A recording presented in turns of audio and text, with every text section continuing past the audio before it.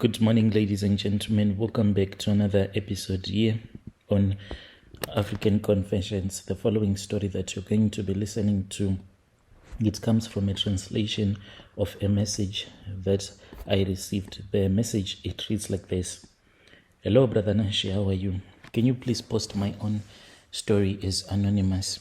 So I am living here in South Africa, where I am surviving just by doing some odd jobs. But I am tired. I should be in retirement now, enjoying my life, but I cannot retire because of the life that I am living. I am a 60-year-old man who is from Zim, currently staying here in Johannesburg. I'm just doing some odd jobs. I used to work a lot in the construction industry, but now I feel that I am too tired, too exhausted to do that. All that I can do now is to work in garden services. If there is anyone who needs someone who can be a gardener, I am more than willing to work as a gardener. As for my relatives, they have totally abandoned me. And when I think about returning back to Zim, I ask myself a lot of questions. Now that I am old, who is going to take care of me? I have kids that I had with different women, but all of my wives, the ones that I got married to, they all ran away from me because they claimed that they were seeing the ghost, the spirit of the man that was murdered by my own father in the year 1992. They all ran away from me.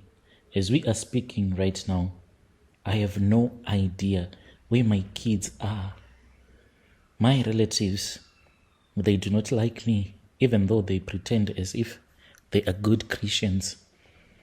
But late at night, they visit sangomas, where they keep on doing these rituals to make sure that I can never achieve anything in life. Because when that spirit of that man who was murdered by my father, when it started waking up to seek revenge, since I was the youngest in the family, they made sure that the spirit of that man and the spirit of poverty can only follow me.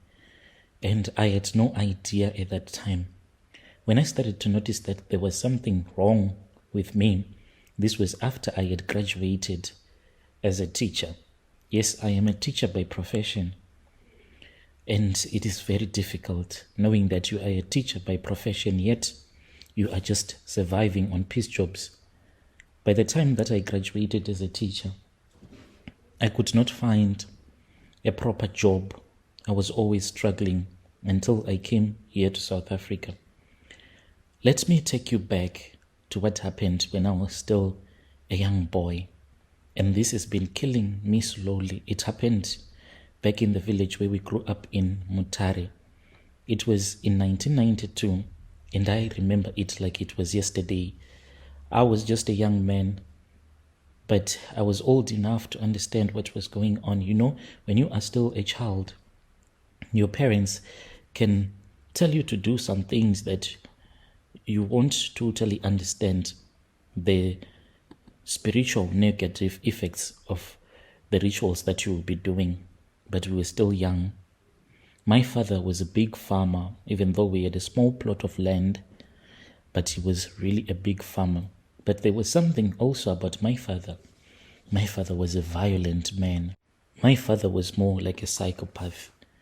And it would become so worse when my father would have drank his alcohol. The moment that my father will start to drink his alcohol, it will become so bad, like really bad, so much that you will start to fight. You will start to fight a lot with anyone at the beer halls. And what we used to do is that when my father would return back, we would get so scared so much that we would lock ourselves indoors. And then he will start to beat my mother.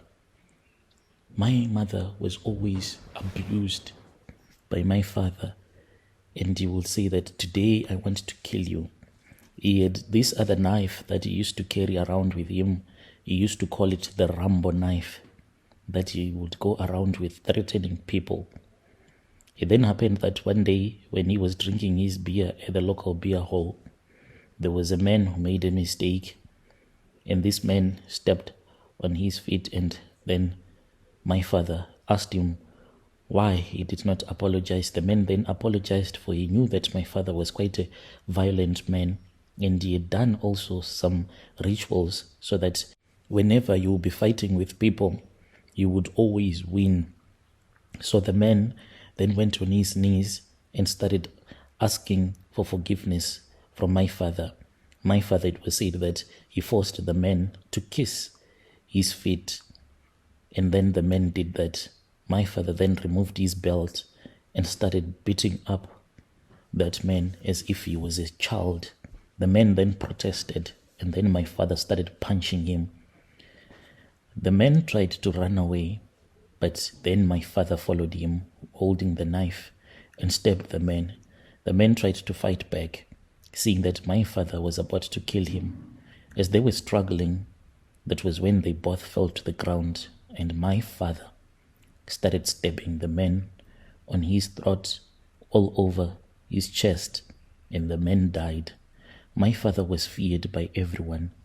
It did not even help that the local village headman was our relative. So whenever people would go to complain to him, he'll just choose to ignore. My father then returned back, and when we saw, my mom then started crying when we saw our dad, for he had blood all over his clothes. He was holding a knife. My father then called us into the kitchen. We went into the kitchen whilst everyone in the village was just staring, looking at us. I was then told, since I was the youngest, to go and get some eggs. I went and I took some eggs, and then I started washing my father's body with the eggs that were mixed with milk. He was naked at that time. We were all in that room, my sisters, my mother, and my brothers. My father was naked. I washed him with the milk mixed with the eggs. After that, then with some water. And then that was when my father went to the kettle kraal. He did what he did there. Everyone was just watching him, afraid of him. And then he was arrested. When my father was arrested, he had given some instructions to my mother. My mother was supposed to go to Inyanga, and there was a traditional healer who was supposed to assist my mother, so that when my father would be standing before the judge, he would be released, not to be sent to prison. And it happened, Batanashi. My mother brought back some charms that we were supposed to use when we were bathing. So these charms were to weaken the spirits of the relatives of the men that had been murdered by my father, because they wanted to come and dump the body of the men that had been killed by my father at our compound. So we weakened their spirits. And after the men had been buried, when that man was buried mysteriously, that was when my father was given bail, even though he did not deserve to be out on bail. The moment that he arrived back in the village, my father then told us everything that we were supposed to do. Later on in the evening, when everyone was fast asleep, we then used those charms to make people to be weak. We then went to the place where that man had been recently buried. Even though along the way we met some people, but it was as if to them we did not exist, as if we were invisible. My mother even spoke with another woman along the way, but that woman kept on walking, going on her way, as if she did not see us. Finally, we arrived at the place where they had buried that man that had been murdered by my father. That was when we started digging, and we dug throughout the night until we had reached the coffin. Then my eldest brother then went inside the grave, as he was instructed by my father. He started opening up the dead body of that man that our father had murdered, and then the heart was removed, the intestines and some of the internal organs, they were also removed and placed inside a small plastic bag. And then our brother handed those items to our father. We then pulled him out of the grave. We then went back home, and then we started cooking. My mother and my sisters were the ones that cooked everything without salt. Our father told us that this was necessary so that you won't go to prison and we won't be seeing the ghost of that man that he had murdered. The man would not return back as a vengeful spirit. After that, that was when we ate the meat of that man whom my father had murdered. It was not a nice thing knowing that we were eating the internal organs of a human being. My father passed away.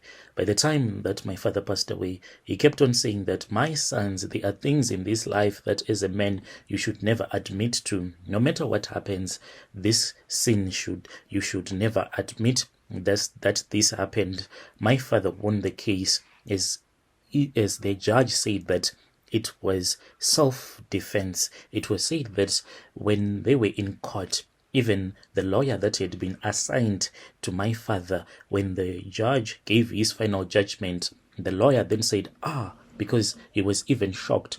Later on, he apologized to the judge because of the way that he had reacted. He was even shocked that his client, my father, was not going to prison, for the judge said that this was self-defense. My father had acted in self-defense when he had killed that man.